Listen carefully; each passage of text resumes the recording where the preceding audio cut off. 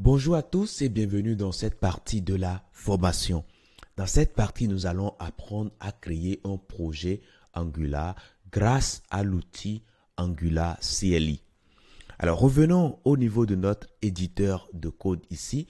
Si vous vous rappelez bien, nous avons déjà créé un dossier Angular et on se situe bien à l'intérieur de ce dossier-là. Là, c'est bon. Alors ce que je n'ai pas dit, que j'ai quand même cru évident, puisque c'est ce qu'on enseigne depuis les cours de HTML. En gros, il faut éviter de mettre de l'espace dans le nom de vos dossiers. C'est très important, il ne faut pas mettre de l'espace. Vous pouvez mettre des underscores, ok, des underscores bien des tirets tout simplement, mais il ne faut pas mettre de l'espace. Donc ça, je pense que vous le savez déjà bien, pardon.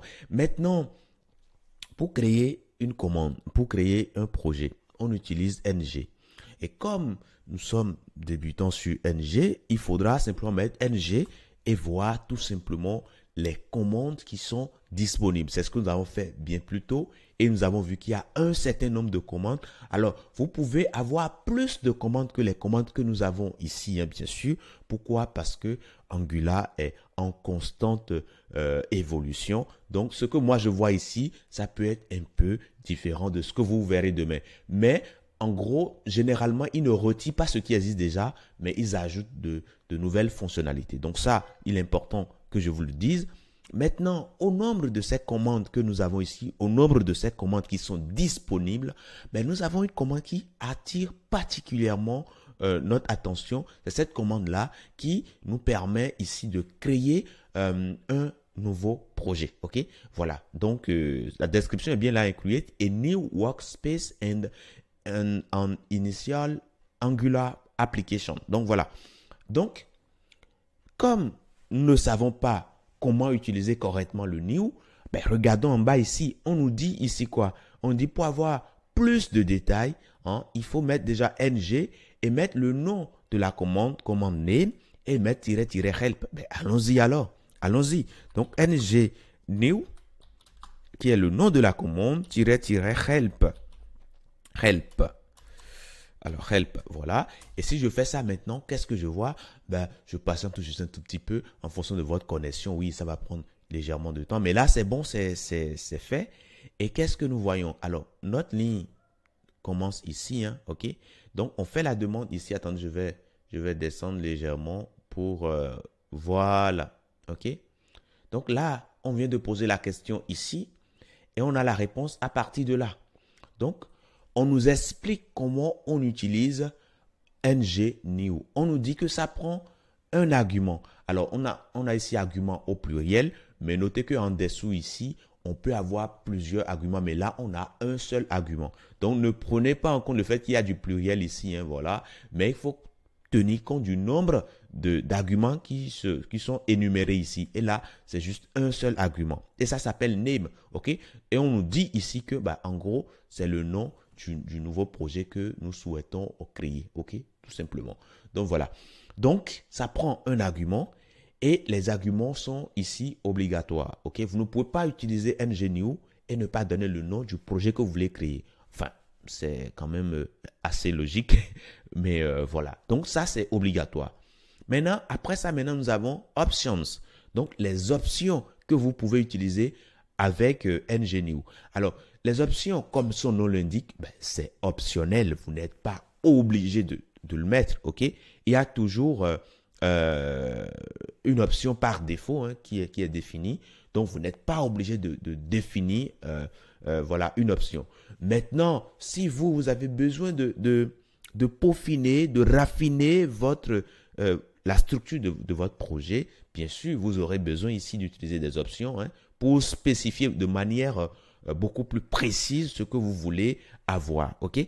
Voilà, donc on a pas mal d'options ici. Je vous invite tout simplement à passer du temps, à lire tout simplement et surtout les descriptions, ok? C'est ça, cette description qui vous aide à mieux comprendre ici les options, ok? Donc je vous invite à descendre et à lire tout ceci, voilà.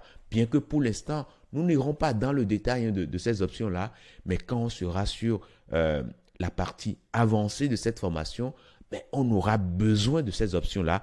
Et en ce moment-là, je reviendrai dedans et je vous dirai les options qui sont utiles et nous allons les utiliser en ce moment-là. Mais là, pour l'instant, on sait maintenant comment retrouver la documentation. C'est ça ce qui est très important. Dans cette formation, je vais vous former pour devenir des experts de ce fameux framework qui aujourd'hui est adopté dans la plupart des entreprises. Donc, c'est pourquoi je passe ce temps que vous allez peut-être me reprocher sur des choses qui sont quand même des détails sur lesquels on peut passer directement et aller à l'essentiel. Mais quand on veut être expert, c'est des détails qu'il faut savoir parce que demain, les choses peuvent changer et si vous connaissez comment aller retrouver votre documentation, ben vous êtes tout simplement à l'aise. Donc, c'est très important. Il ne faut pas prendre ces parties-là comme voilà une perte de temps. Maintenant qu'on sait comment utiliser NG New, ben, commençons alors. Nous allons créer un nouveau projet. Donc, on va mettre le nom du projet que nous voulons créer. Alors, moi, je vais mettre ici tout simplement New App, tout simplement. Et là, ben, je ne vais pas utiliser d'option. Donc, voilà. Je fais tout simplement Entrée. Et là, je vais simplement patienter tout juste un tout petit peu. Et voilà, ça commence. On commence par me poser des questions. Would you like to add Angular routine?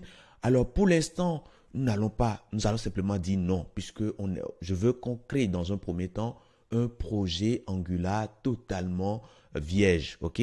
Pour vous montrer pas à pas les briques, comment ça fonctionne, ok? Donc, pour l'instant, nous allons simplement dire non. Mais lorsqu'on sera dans des parties plus avancées, comme je viens de vous le dire, parfois, on aura besoin directement d'intégrer le routine. Donc, on fait simplement N, tout simplement. On nous demande ici le format de feuille de style qu'on veut utiliser. Alors là, on peut utiliser les flèches de direction pour défiler dans les propositions que nous avons. Et moi, je vais simplement laisser tout simplement CSS. Mais il est important de savoir que vous pouvez choisir le format qui vous intéresse. Donc, pour valider, vous arrivez, vous défilez, vous venez bien sûr ce qui vous intéresse, la proposition qui vous intéresse, et vous appuyez sur la touche Entrée de votre clavier, tout simplement. Et là, nous, on vient de finir ce qui est à notre niveau. Maintenant, il revient maintenant à la CLI de Angular de nous générer tout simplement le projet. OK? Maintenant, si vous voulez prendre un petit café ou bien un petit thé, vous pouvez tout simplement aller prendre cela et revenir. Angular CLI fera tout pour vous. Donc, on patiente juste un tout petit peu alors. Et là, chez moi, c'est bon.